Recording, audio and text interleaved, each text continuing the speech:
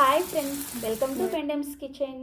ఈరోజు వీడియోలో ఆంధ్రాలో పెళ్లి భోజనాల్లో వడ్డించే రసం రెసిపీని ఎలా ప్రిపేర్ చేసుకోవచ్చో చూపించబోతున్నాను.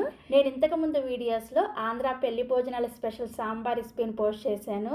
చాలా మంచి హిట్ చేశారు ఆ రెసిపీని మాత్రం. మీలో ఎవరైనా చూడకపోతే ఆ వీడియో లింక్ని ఈ వీడియో కింద డిస్క్రిప్షన్లో లింక్ ఇస్తాను, ఒకసారి చెక్ చేయండి. ఈ విధంగా రసాన్ని పెట్టుకొని పక్కనే ఒక ఆమ్లెట్ పెట్టుకొని తింటూ ఉంటే అమృతం లాగా ఉంటుంది. ప్రతిరోజు కూడా ఇదే రసాన్ని అడుగుతారు మీ ఇంట్లో వాళ్ళందరూ కూడా. నేను గ్యారంటీ అంత రుచిగా ఉంటుంది. ప్రిపేర్ చేసుకోవడం కూడా చాలా ఈజీ. సో ఇక ఏమాత్రం ఆలస్యం చేయకుండా ఈ రసాన్ని ఎలా ప్రిపేర్ చేసుకోవాలో వీడియోలోకి వెళ్ళి చూసేయండి.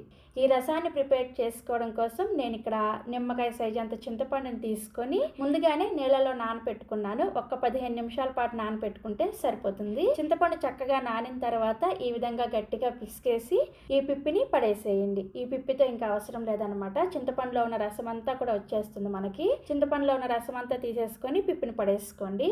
నెక్స్ట్ ఇప్పుడు ఈ చింతపండు రసంలోకి ఒక పెద్ద టమాటాని ఇలా ముక్కలుగా కట్ చేసుకొని వేసుకోండి. పండిన టమాటా అయితే రసం చాలా రుచిగా ఉంటుంది. తర్వాత ఇందులోకి ఒక చిన్న ఉల్లిపాయని ఇలా పెద్ద ముక్కలుగా కట్ చేసుకొని వేసుకోండి. అలాగే 1 లేదా 2 పచ్చిమిర్చిని కూడా ఇలా పొడవుగా కట్ చేసుకొని వేసుకోండి. ఇందులోనే ఒక రెమ్మ కరివేపాకుని తీసుకొని ఇలా సగానికి తుంచుకొని వేసుకోండి. కరివేపాకుని డైరెక్ట్గా వేసుకోకుండా ఇలా తుంచుకొని వేసుకుంటే ఫ్లేవర్ చాలా బాగుంటుంది అనమాట. ఇందులోనే రుచికి సరిపడా ఉప్పుని, ఒక 1/2 టీ స్పూన్ దాకా పసుపుని, రెడీమేడ్ రసం పౌడర్ ఉంటుంది కదా, ఆ రసం పౌడర్ని 1 టేబుల్ స్పూన్ వరకు వేసుకోండి. మీరు ఏ బ్రాండ్ రసం పౌడర్ అయినా సరే వేసుకోవచ్చు. నేనైతే ఇక్కడ ఈస్టర్న్ రసం పౌడర్ని వేసుకుంటున్నాను అనమాట. పెళ్లి భోజనాల్లో చేసే రసంలో ఇలా ఈస్టర్న్ రసం పౌడర్నే వేస్తారు. చాలా రుచిగా ఉంటుంది. మీరు ఏ బ్రాండ్ రసం పౌడర్ అయినా సరే వేసుకోవచ్చు. మళ్ళీ ఒకసారి చేత్తో ఇవన్నీ కూడా బాగా కలిసే విధంగా చేత్తోనే పిసకాలి. గరిటతో కలిపితే మీకు ఆ ఫ్లేవర్ రాదనమాట. చేత్తోనే ఇలా ఉల్లిపాయలు, పచ్చిమిర్చి, టమాటా అంతా కూడా చేత్తో పిసుకుతూ కలుపుకుంటే మీకు రుచి అనేది చాలా బాగుంటుంది. ఇలా కలిపిన తర్వాత ఇప్పుడు రసానికి సరిపడా నీళ్ళని వేసుకోండి. మీరు తీసుకున్న చింతపండు పులుపుకు తగ్గట్టుగా చూసుకుంటూ నీళ్ళని వేసుకోవాలి. ఇలా నీళ్ళని వేసుకున్న తర్వాత ఒకసారి కలుపుకొని ఒకసారి సాల్ట్ని చెక్ చేసుకోండి. సాల్ట్ని కానీ రసం పౌడర్ని కానీ. ఇందులో ఇక ఎక్స్ట్రాగా కారం ఏమి వేసుకోరనమాట. రసం పౌడర్తో వచ్చే కారం అలాగే పచ్చిమిర్చితో వచ్చే కారమే సరిపోతుంది. ఒకసారి సాల్ట్ని చెక్ చేసుకొని మీకు ఒకవేళ సాల్ట్ తగ్గితే సాల్ట్ని వేసుకోండి. లేదంటే కొంచెం కారం ఏమైనా తగ్గినట్లుగా ఉంటే రసం పౌడర్ని కానీ ఒక పచ్చిమిర్చిని కానీ వేసుకోవచ్చు. ఇవన్నీ వేసుకున్న తర్వాత ఒకసారి కలిపేసి ఈ గిన్నెని స్టవ్ మీద పెట్టేసి ఒక 10 నుంచి 15 నిమిషాల పాటు బాగా మరక్కాయాలి. రసాన్ని మీరు ఎంతసేపు మరిగిస్తారో మీకు రసం రుచి అనేది అంత పర్ఫెక్ట్గా వస్తుంది అనమాట. సో రసం చూసారు కదా, ఇలా చక్కగా మరిగేటప్పుడు ఇప్పుడు ఇందులోకి 1 టేబుల్ స్పూన్ దాకా తురిమిన బెల్లాన్ని వేసుకోండి. బెల్లాన్ని ఖచ్చితంగా వేసుకోవాలి, అప్పుడే మీకు రసం రుచిగా ఉంటాయి.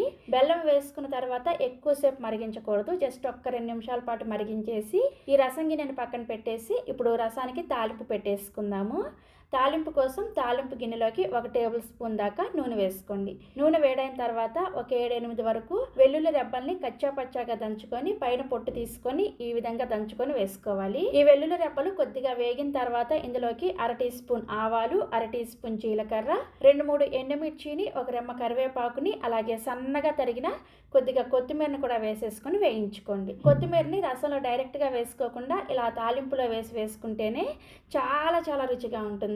తాలింపు ఇలా చక్కగా వేగిన తర్వాత ఈ తాలింపు వేసుకొచ్చి మనం ముందుగా మరిగించుకున్న ఈ రసంలో వేసేసి కలుపుకోండి. అంతే, చాలా సింపుల్ కదా. చాలా రుచిగా ఉంటాయి. తప్పకుండా ఇక్కడ నేను చూపించిన పెళ్లి భోజనాల స్పెషల్ రసం రెసిపీని ట్రై చేయండి. ఆంధ్రాలో ఈ రసం చాలా ఫేమస్ అనమాట. ఇలా ప్రిపేర్ చేసుకున్న ఈ రసాన్ని చక్కగా వేడి అన్నంలో వేసుకొని పక్కనే ఒక ఆమ్లెట్ వేసుకొని తిన్నారంటే ఇంకా ఏమీ అవసరం లేదు, అమృతం లాగా ఉంటుంది. తప్పకుండా మీరు కూడా ట్రై చేస్తారు కదా. ట్రై చేసి టేస్ట్ చేసిన తర్వాత మీ ఫీడ్బ్యాక్ని నాతో షేర్ చేసుకోవడం అస్సలు మర్చిపోకండి. అలాగే మరిన్ని రెసిపీస్ కోసం వెంటనే మన పెండెమ్స్ కిచెన్ని సబ్స్క్రైబ్ చేసేసుకోండి. Thank you.